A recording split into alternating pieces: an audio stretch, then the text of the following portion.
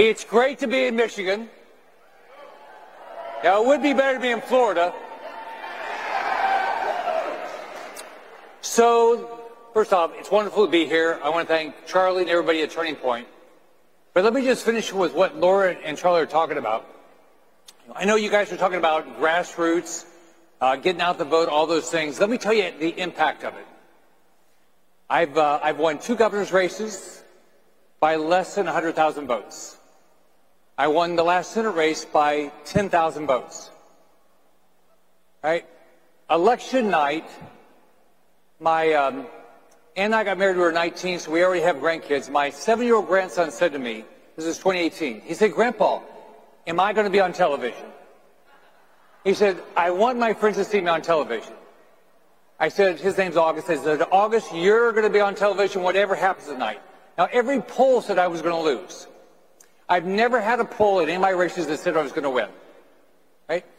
So we won, and we announced that night we won by 57,000 votes.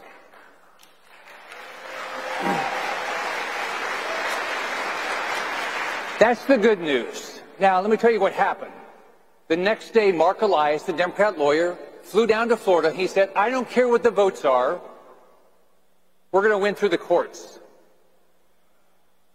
If it hadn't been for 7,000 volunteers, poll watchers, people watching the polls, we went through 3 recounts. If people hadn't shown up, and they actually showed up from all over the country, we would have lost. So what Laura's talking about, what Charlie's talking about, we've got to get our votes out early, bank every vote you can, bug the living crap out of everybody. So go vote early. If you can vote by absentee, go vote. Don't wait for Election Day. Tell them all those emails, all those texts will end if you vote early. And get our votes and win these elections. That's how we're going to win in 2024. If we don't fight like hell, we're not going to win. So, I hope you listen to what they said, because it really matters. Now, look, I think it's great that we have all these conservatives in Michigan. I think maybe your governor up here could learn a few things. Look, she loves Florida. I mean, don't you remember through COVID? I mean, she told everybody, she demanded, warned everybody, do not leave the state. She shut down all the businesses. She shut down the whole economy. And she said, "I'm staying right here in Michigan." She didn't. She came to Florida. She came to Florida after she lied and said she was staying here. But she said, oh, and you know how she got there? She took a private plane that she never paid for. And finally, when she got caught, she said, "It's okay. I was just meeting with relatives." What a hypocrite. So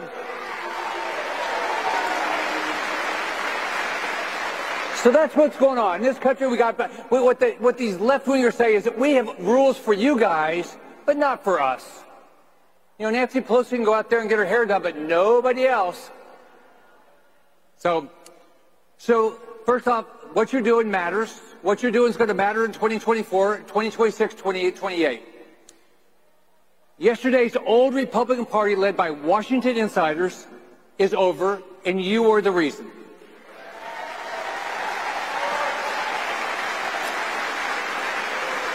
Now look, all these Washington insiders, when they go run for office, they're the most conservative people that you can imagine. They believe in the Constitution. They want to follow the rules, lower taxes, smaller government, all those things. But when the Washington insiders get to D.C., what do? More taxes, bigger government, more rules, more regulation. They can't think. They can't remember what they talked about when they were on the campaign trail. Think about it. That's how we got to how much debt do we have? Almost $35 trillion. Now, in the Senate, just so you know, it takes 60 votes. Democrats don't have 60 votes. I've been up there 5.5 years. They've had, the maximum they've had is what they have now, 51 votes. So how did they get all this stuff done? Washington insiders. They believe think about this. How many people you think in this country are working age 16 to 64 not working? 100 million. Because these Washington insiders think that they should take your money and give it to them. So they don't have to work. How many people, and that's how we have all these college protesters, because they don't have to work. These Washington insiders say, oh yeah, we're going to secure the border. Not really. They're just going to say they're going to secure the border and pass a bill that doesn't have anything to do with border security. And these Washington insiders, they're a little bit embarrassed to talk about the things we believe in. Our faith, our family, small government, our communities. Because you know why? They know the mainstream media, they don't like that stuff, they want to be liked by them. They want to be part of the in crowd. This has got to end. Enough with the Washington insiders that are ruining this country.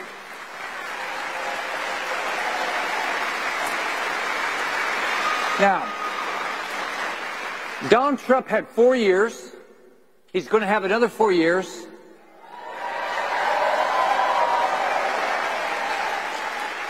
What's going to slow him down? Washington insiders. Because he's going to need a House and a Senate that supports his agenda. If we don't get new leadership, we'll get the same old stuff. More spending, more debt, higher interest rates, higher inflation. So let's think about where we are right now. We got an open border. It's completely open. If you've been down the border, I've been down the border. They throw all their IDs away on the Mexico side. They say, I'm Joe Blow. I want to go to Michigan, and we, with your tax dollars, are paid to come up here. Drugs, terrorist, criminals. We've got over 100,000 people dying of drug overdoses. 100,000 friends, family members. Sheriff was telling me the other day, 70% of the drugs that are not bought through a pharmacy now have fentanyl. Thanks to Communist China.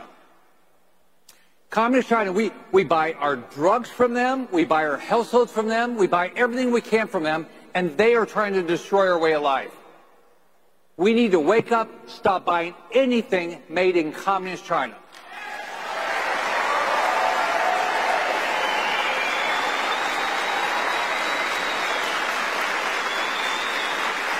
So, how many of you, now look, Biden tries to say that, oh, inflation, oh, it's down, right? Have you been to the grocery store lately? Bought gas? Bought a house? Look, how do normal people afford to live in this country? What's causing it is this massive government spending that causes inflation, causes interest rates to go up, and then Joe Biden trying to kill our fossil fuel industry so gas prices go up. This has got to end. Now, did you guys remember the withdrawal from Afghanistan? Okay, so how many people you think came to this country on those planes? 77,000. How many were American citizens? 5,000. How many had special visas? 2,500. Did they vet any of these people? No. I'm sure there's some wonderful people, but we have no idea who we brought in. They don't know where they are, but you paid for them. And by the way, we lost 13, right there at Kabul Airport, we lost 13 service members. Has anybody been held accountable in the Biden administration? Nobody. Look at our military. They're focused on pronouns. While Communist China is building military ships faster than we are, right? Communist China is building a military way bigger than ours, and what's our military leadership doing? We're good at pronouns. This is crazy. Think about this. We got men playing in women's sports, so they're destroying women's sports, paying people not to work. We got crime rampant. No, they go prosecute Donald Trump. But boy, if you go beat up a cop, nothing happens to you. So when I was a kid, I was worried enough if I did anything wrong about my mom, but I knew something I'd be held accountable, right? But not anymore. We're appeasing dictators all over the world, Xi in China, Cuba, Venezuela, Nicaragua. They can do it, Iran, name it. We appease them, and then we wonder why You know, wonder why the left is taking over the world.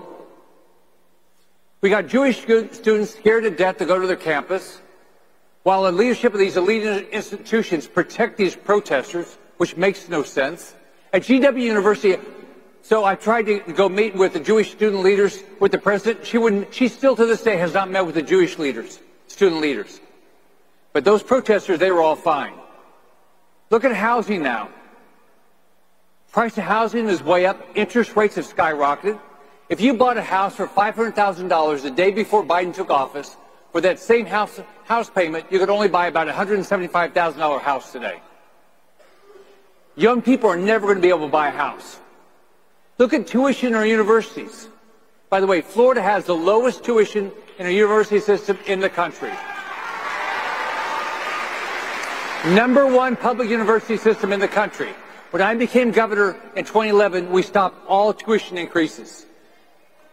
I thought tuition was supposed to be low to make sure everybody could get an education. But now tuition over $50,000 a year, and what? You can get a $20 an hour job.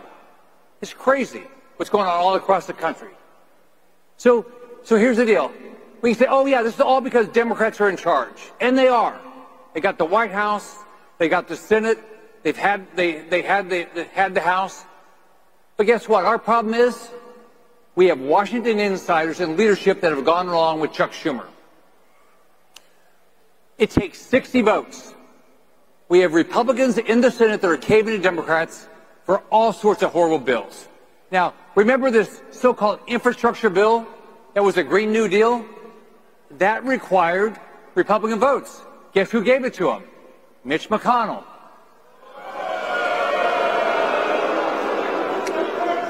Mitch McConnell, Chuck Schumer says, how many votes do you need? And Mitch McConnell shows up with them.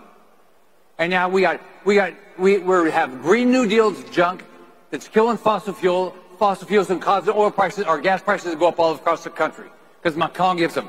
There was an anti-China bill. They gave billions of dollars to Intel Corporation to build a plant they're already going to build. It couldn't have been done without Mitch McConnell and some other insiders that gave him the votes. We got anti-gun bills that pretend to protect us. We got money for, so you love this one, money for Ukrainian politicians. We're paying the Ukrainian politicians' salaries. That's how we're going to beat Putin. This stuff's crazy, what's going on. But every time Mitch McConnell teams up with a few Republicans and gives the Democrats the votes they need. So at the end of the 22 cycle, I decided to run against McConnell.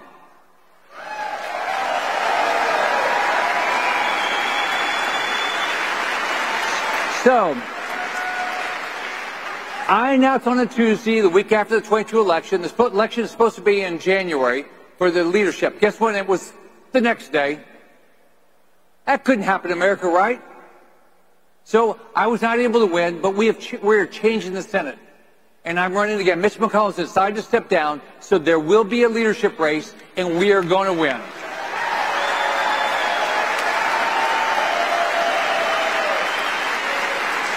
Now, what could we get done? What could we get done if we had a conservative leader in the Senate? Because here's the way the Senate works. Whoever is the leader of the Senate, if we get a majority in the Senate and we can win, we decide what we vote on. There will be no Green New Deals. We won't be attacking fossil fuel. We'll work our butts off to balance the budget. We won't have a woke military. None of these things will ever be voted on because the majority leader in the Senate gets to decide what we vote on. So would that be better? Yeah. How hard is this? Now, you can look at all the bad things that are happening around the country, but here's why it's changing. It's you. Look at this. In Detroit, Michigan, right? Look at how many people are showing up.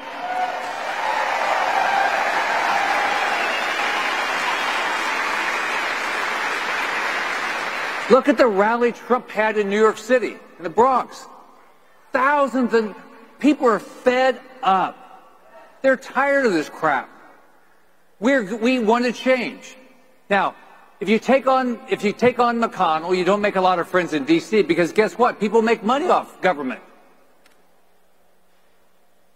But it's the only way this is going to change. So there's a lot of people in Washington that were mad as hell at me because I ran against McConnell, because they like what's going on. Spend more money. They don't care about inflation. It doesn't impact them. But you're the reason why we're going to see change. So if you look at every issue, we can balance the budget. Let me give you a story. When I ran in 2010 for governor, Florida had not balanced its budget in 20 years. We were going into default on our debt. We had lost 800,000 jobs in 4 years. We had a big budget deficit walking into the race. We were going into default on our debt. It was not as big as responsibility as the federal government. Every problem we had fiscally, we had it in Florida. And guess what? We fixed it. Not one person. All of us together. I got a great legislature. I got a great business community. I got great mayors and county commissions. We did it, and we changed the state. And now people want to move there. So here's where we are. You can make a difference. This group by yourself, if you think of it, just remember the numbers that Charlie just talked about, how the number of votes it takes to win. So many of these states we lose by 10 or 15 or 20,000 votes. You can get that many votes. Every one of you can impact 500 votes. And if you work the whole time, you impact way more. Every one of you can be a poll watcher and make sure there's no fraud. So the way you win, here's the way we're going to win. If you want to, I'm running statewide in Florida as an example. I'm going to get all the Republican and all the independents and all the Democrats that vote for me, that vote for somebody in the local race, for every school board race, every mayor's race, every city council, everybody that votes for them, everybody that votes for the Republican, I'm going to get their vote. So if I want to win, I want all those people to win. If you want Trump to win, and we want Trump to win badly, we've given so much power to the president, Trump has got to win. But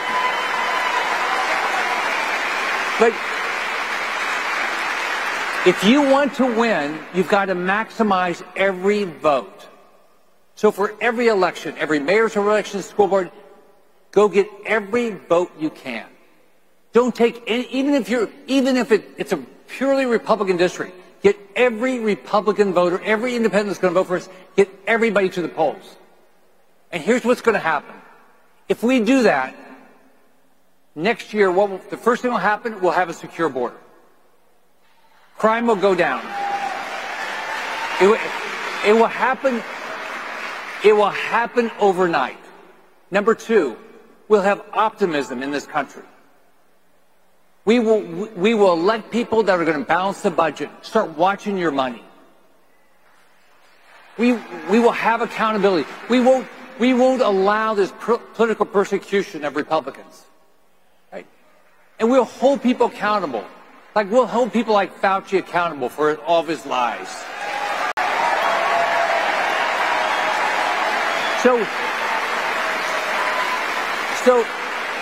I just implore you, between now and November, every day, what you can do to get the message out that we have to get every vote. And then, so in your states, whatever state you're in, whenever you can do absentee vote, get every absentee ballot you can in as early as you can. When there's early voting, vote early. If you're in Chicago, people say vote often, but you can't do that in most places. And then on election day, you've got to get every vote in. If we do, next year is going to be a hell of a year. And if we don't, just think what it's going to be like. Biden will never secure the border. Inflation will never go down. Nothing's going to get better. The military will not get better. And guess what? She will continue to get stronger. He will continue to get stronger. We'll have dictatorships all over the world that Biden will continue to appease. I mean, look at what he's doing in Cuba. Since the 1960s, have we had Russian warships coming into Cuba? Right now, 30 miles off the coast of my state, all because of Biden. So let me just tell you, it's wonderful to be here. I'm very appreciative of Turning Point. I'm very appreciative of Charlie. Charlie's been a big supporter in my race for leadership in the Senate. But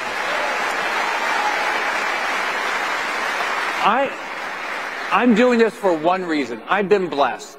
I was born to a single mom. I grew up in public housing. I grew up in a country that my mom could legitimately say to me, I don't care that we don't have any money. You can be anything. That's a hell of a country.